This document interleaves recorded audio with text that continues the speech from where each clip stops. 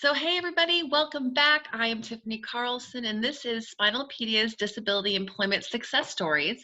I am the Executive Director of SPINALpedia.com, and today we are joined by Dick Crumb. He is from Stillwater, Minnesota, and we are super excited to have him on and to share his employment journey with you guys. So, hey Dick, welcome. Hello, greetings. Thank you for joining me to let me talk to you about your employment journey and a little bit about your disability. I know we're doing these awesome videos just to kind of talk about what people have done after their injuries and how they got to where they're at today. So Sure. let's start by talking about your disability. Please tell me how your spinal cord injury happened.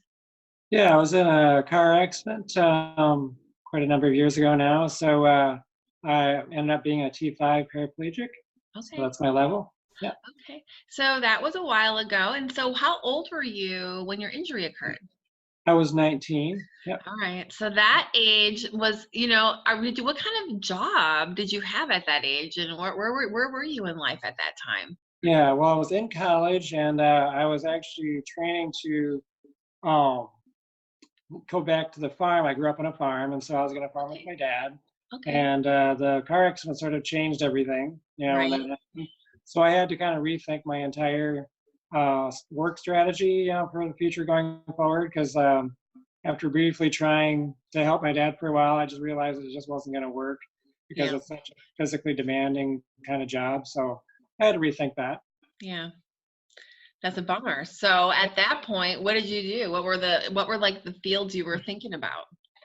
Yeah, and I was really, and this is probably common for lots of us that have been injured, is now what? We're not really sure what to do now. Yeah. And yeah, I mean, and for me, it took some time of searching and thinking about what do I do now to go forward. And I eventually decided to go back to school. So I enrolled at, we're in Minnesota. So I enrolled at Marshall, Southwest State, Minnesota in Marshall because it Cool. was an accessible school built to be accessible. Yep.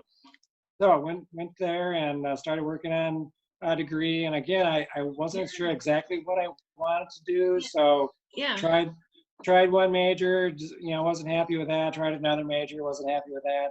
So I eventually ended up just graduating with a degree in business. Okay.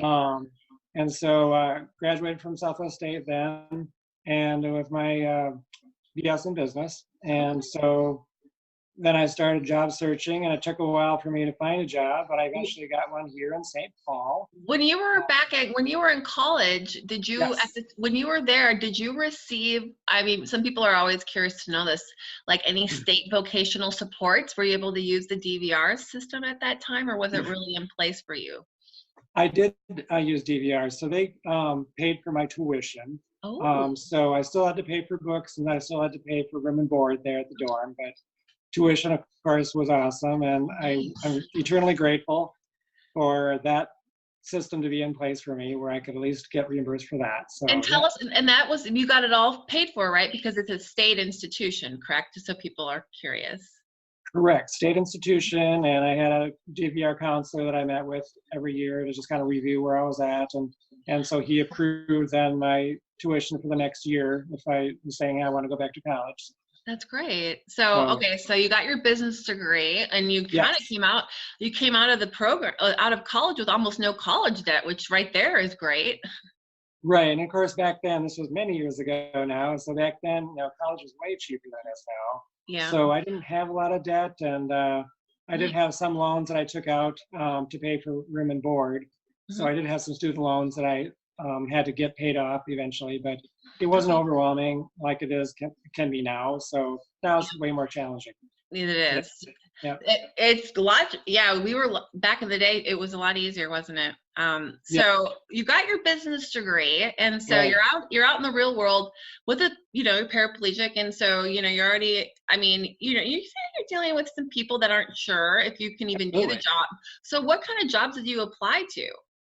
Well, I applied for some various. I was still interested in some sort of ag-related Okay. job, since that was what I grew up in and what was my interest. Yeah. And so I was applying for various sort of ag business kinds of jobs, Okay. including Cargill was one I interviewed up here in Minneapolis at Cargill. Yeah. And I eventually ended up, I interviewed at a place called Farm Credit Services, which is in downtown St. Paul. Okay. And the guy that interviewed me, it was, I mean, like you're saying, it's people are kind of wondering, like, well, can you do the job? I mean, how capable are you? Yep. And there's lots of doubt. And so I interviewed with this guy, and then they actually called when I was at Southwest State. I played wheelchair basketball, Oh, cool. and with the famous Lou Shaver, and they Nice. called him to ask him, like, well, what should we do? If we consider hiring this guy, and my coach was so funny because he goes, just get out of his way. So I mean, That's a good answer. my coach was awesome. He just was like, just get out of his way and let him do the work. So Aw, that's great. and I found, of course, this out later on. I didn't know it at the time. What conversations they had.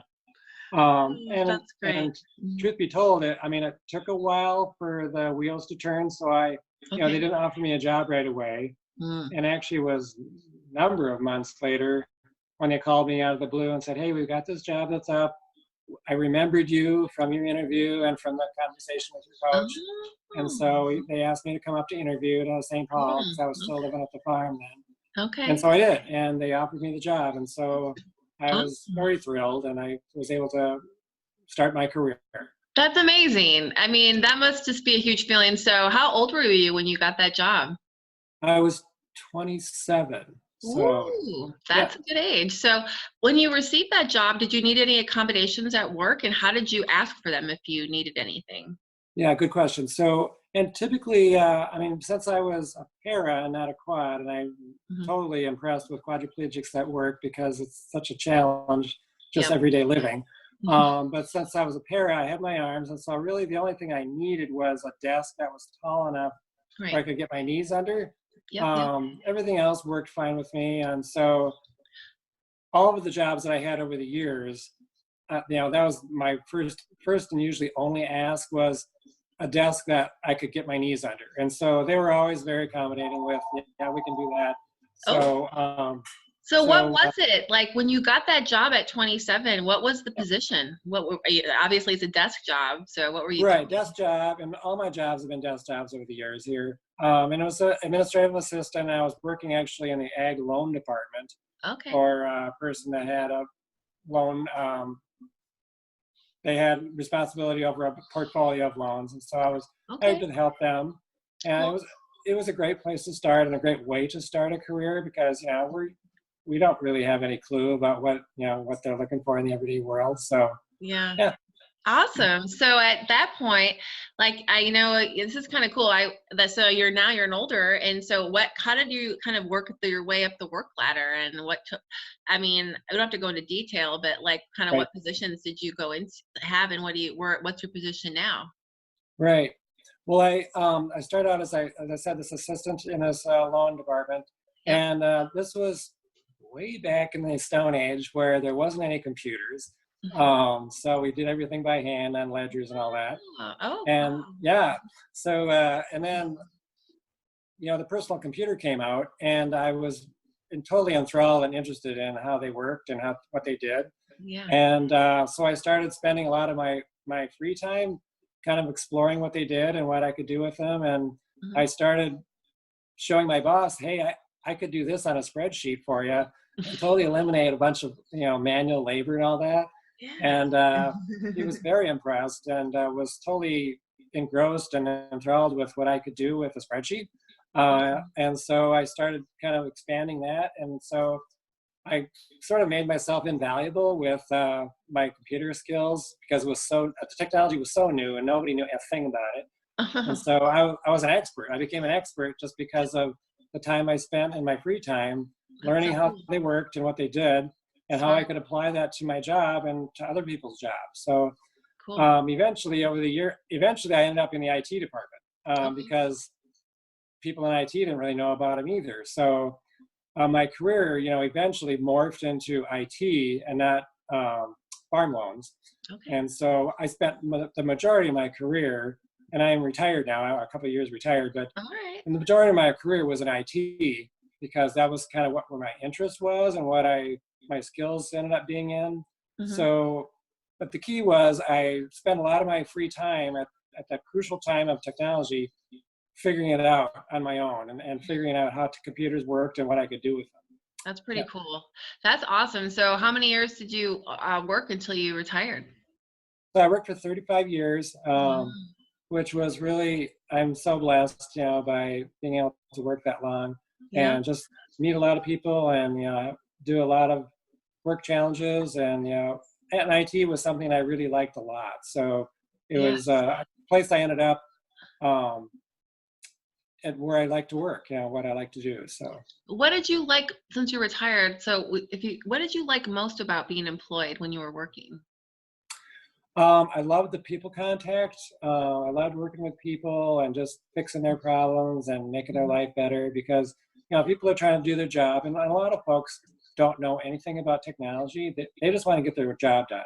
Mm. And that's what technology should be, is a tool to help us get our job done. They don't need to be an expert. So Yep. I love to be able to just fix their problems and so they could move on with their job. And I loved, in the jobs I had in IT, there was lots of variety. So I loved the fact that I had a variety every day. Every day when I showed up at work, I never knew what I was going to be working on. Oftentimes there was a surprise waiting for me. But I Absolutely. love that. I love the variety and I love the challenge Yeah. of every day. So yeah. Why do you think being employed with a disability is important? Well, first of all, because for me, it gave me structure, which I really liked, because then Mhm. it gave me a reason to get up in the morning, and it gave me a reason to, hey, I need to get up and go solve these problems for people. Yeah. So it gave me a lot of reason, and also, more importantly, it gives us purpose and worth Mm. individually. Yeah. Because when we become disabled, we often wonder like, well, can I do anything? Am I worth anything? Yeah. And so it really gets back to our self-worth and our importance as a person to be able to contribute to society. And Absolutely. so, yeah, so for me, it gave me a lot of purpose and worth that I think works for everybody. That, hey, when you have a job, you have something that you can contribute to people, to society. So, That's that's a good answer. I love yeah, that. I agree completely. So last question, yeah, what advice would you give to someone who has a disability and they're interested in working? What would you tell them? right. Well, first of all, I think it's really important to, as we're dealing with a disability, whatever it might be, to Mhm. get your health to a point where it can be consistent and where you can be as able as you can be, Mhm. because employers want to be able to count on you and to be able to count on that you're going to show up every day and show up on time and be able to contribute. Yep. And work can be a little bit cruel that way, but that's the real world, is that they need to be able to count on you. Yeah. So I think it's important, first of all, to get your health as absolutely rock solid as you Mhm. can, Mhm. because we need to be able to count on our health to get up in the morning every day and go to Yep. work. Yep. And so whatever that takes, and for me, it was a discipline that, hey, here's the programs I do every day that keeps me healthy. Yep. Figure that out, because it's super important to Yep. figure that out and know, here's what I have to do to stay healthy. And when I'm healthy, then I can contribute, in a job. That's a So very good advice. You should absolutely. know your limitations before you take that job, so you're not going to disappoint yourself or your employer. Right. And then you can share with your employer that, hey, here's the things I deal with. And so there may be a day or two during the month where I have to be gone because I've got an appointment with the doctor, I've got to do some therapy, or I've got Yep. to do some sort of thing that keeps me going, that keeps me healthy. Yep. And most employers are super accommodating and understanding that, hey, here's what I got to do to keep this employee going, because it's really expensive to train in somebody new and to hire somebody new. Yep. So if you've got your foot in the door and you're working, they're going to be more apt to keep you going, whatever it takes, than to have to start over with somebody new. So so just keep your employer up to date about, here's what I need, here's what things that I have to that have to happen for me to keep going. So That's an excellent tip. Yeah, no, just constantly keep people in the loop because you'll have a better job and I think you'll have a better resume too because of it. Right, yeah. And Yeah. so, one of the things that I ended up, not only did I want my desk high enough to get my knees under, but later on I started having some back issues and sitting issues. And Oh, I asked my boss, hey, can you get me a standing frame? So when I'm at work, at my desk job, I can stand up, get off my rear end, help my back out. And, they're fairly expensive, but she was like, you know what? This is going to be way cheaper for me to buy a standing frame than to go hire somebody new and start from scratch, mhm. because I had this wealth of experience already at this job. And so they bought a standing frame. They bought a desk that would come up and down with me. Wow. And so I was able to come into work and stand up in the standing frame and work at my desk. And actually, it was funny because the standing desk was people were so impressed with it that it got really popular. And almost everybody at work eventually got a standing desk so they could Yeah. stand. Maybe you're the Yeah. person that started the standing desk trend Well, because I was it was a wondering. trend for sure, because now most of the people there have standing desks where they could go stand up and bring their desk up with them. Yeah. And so they could stand and work. I had a frame too that helped me do that, Wow, but it was sort of it did start a trend for sure. Yeah, that's great. What a nice accommodation. Like your job helped you with all of that. That's really, really it cool. was. Yeah, I had a super accommodating boss, an understanding boss that understood that it's way cheaper to help me out and figure out how to keep me working than it was to go start from scratch and hire somebody new. So, and that's totally true, not just for me, but everybody. So, yeah, Yes. At the end of the day, I think the greatest takeaway from our conversation is that, we are all very valuable employees. And once we get our foot in the door, our wheel in the door, right, if we make sure we're good, they're going to want us there for sure. I mean, right. that's good you had a great employment experience. You probably have a great retirement package, huh? Well, and that's one of the, you asked about the advantages of working. And one of the advantages, of course, is first you get paid. That's a Yeah. good advantage. And secondly, I got paid healthcare. So, Nice. and for Nice. a lot of us, that healthcare is a big issue. I get it, boy. So, so if you can get paid healthcare for your employer, it's huge. And so, You yeah, did good. You did smart, Dick. You did a great job. What a great yeah. decisions you made in life. Well, I hope you enjoy your retirement. Thank you so much for sharing your success journey with us. And, enjoy your retirement, and I hope that that your employment journey will really sure help other people that are watching. So Oh, thank for you. sure. I hope so. Yeah, Thank you so much and have a great day, Dick. Thank you yeah. again. You too. All right. Bye. Yeah. Bye bye.